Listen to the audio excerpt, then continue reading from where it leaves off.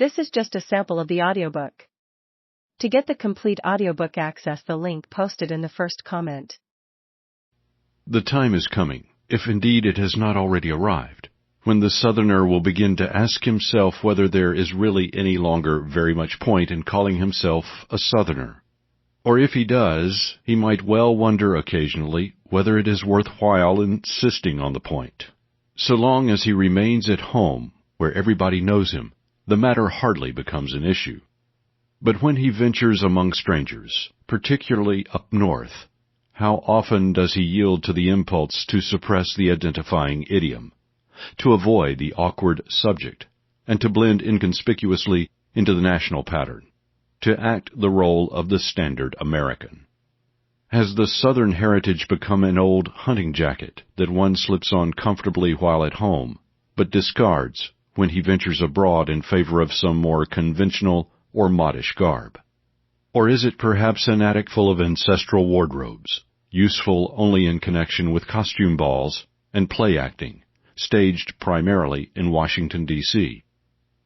Asking himself some similar questions about the New England heritage, Professor George W. Pearson of Yale has come forth with some disturbing concessions about the integrity of his own region. Instead of an old hunting jacket, he suggests that we call New England an old kitchen floor, now spatter-painted with many colors.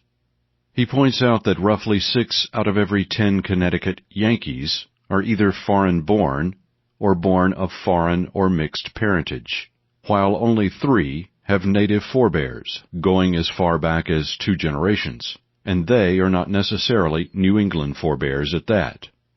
Like it or not, writes Pearson, and no matter how you measure it, geographically, economically, racially, or religiously, there is no New England region today. It has become instead, he says, an optical illusion, and a land of violent contrast and change. And yet, in spite of the wholesale and damaging concessions of his essay, which he calls a study in denudation, he concludes that, as a region of the heart and mind, New England is still very much alive. One wonders if the Southerner, for his part, can make as many damaging admissions of social change and cultural erosion as our New England friend has made, and come out with as firm a conclusion about the vitality of his own regional heritage. More doubt than assurance probably comes to mind at first. The South is still in the midst of an economic and social revolution that has by no means run its course, and it will not be possible to measure its results for a long time to come. This revolution has already leveled many of the old monuments of regional distinctiveness, and may end eventually by erasing the very consciousness of a distinctive tradition along with the will to sustain it.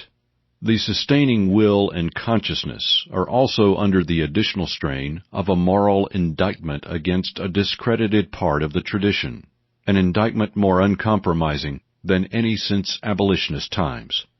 The Southerner may not have been very happy about many of those old monuments of regional distinctiveness that are now disappearing. He may, in fact, have deplored the existence of some, the one-horse farmer, one-crop agriculture, one-party politics, the sharecropper, the poll tax, the white primary, the Jim Crow car, the lynching bee. It would take a blind sentimentalist to mourn their passing. But until the day before yesterday, there they stood, indisputable proof that the South was different. Now that they are vanished, or on their way toward vanishing, we are suddenly aware of the vacant place they have left in the landscape, and of our habit of depending upon them, in final resort, as landmarks of regional identification. To establish identity, by reference to our faults, was always simplest. For whatever their reservations about our virtues, our critics were never reluctant to concede us our vices and shortcomings.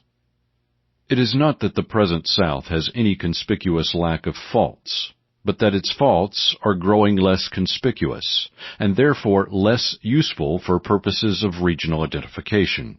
They are increasingly the faults of other parts of the country, standard American faults, shall we say.